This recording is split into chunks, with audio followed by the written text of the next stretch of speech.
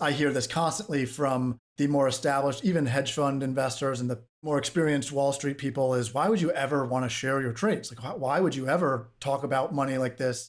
Venmo seemed crazy. Like, why would you ever share that you're sending money to someone? Why would you ever share your portfolio, even by percentage? And there's been this fascinating shift from investing in markets as a zero-sum game, where if I buy something, I don't want to share it. That's like my secret sauce of information, to a non-zero sum game where it is multiplayer, it's collaborative.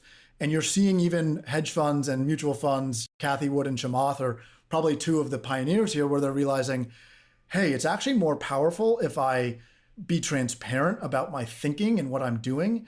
And I think that's the way that markets are trending and will go. Is it's not about hiding what you're doing and being secretive. And that's the old school thought. And you're seeing this especially with NFTs and crypto. It's more about community and building consensus and building a following for the people that love their Peloton bike or love this NFT or love this crypto token. Or Elon has done better than almost any other CEO at building a community and an excitement around his product and his company. And that is, someone had a great tweet that vibes are the new fundamentals. And there's some truth to that.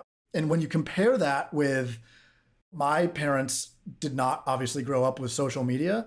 If you are, I was talking to this with a friend this weekend, if you are 25 or 30, your entire life is almost transparent. You grew up on Instagram and Twitter and now TikTok and all these newfangled things that you're sharing very openly what your life is like, and money is no different, where that's a totally new approach, which I would argue is way healthier of, hey, here's what I'm thinking about savings versus investing versus here's my risk appetite. And people are very open about it. It almost brings people closer together, I think, to be able to share the Brene Brown vulnerability of, this is me, this is my financial state.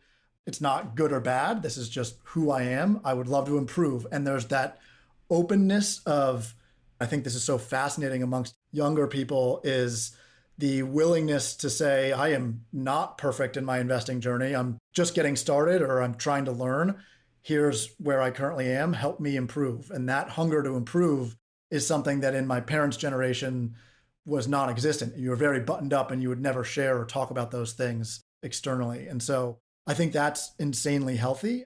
And I think the other layer of this is the current generation is growing up in a very different economic situation than the baby boomer crowd, my parents, who I love very much, but there's a totally different, to buy a house, even myself, right? I am coming to you from my rental in San Francisco, realizing it's still for me very hard to imagine buying a house. And if you're young, my parents were able to have a steady job and buy a house at 25 or 30.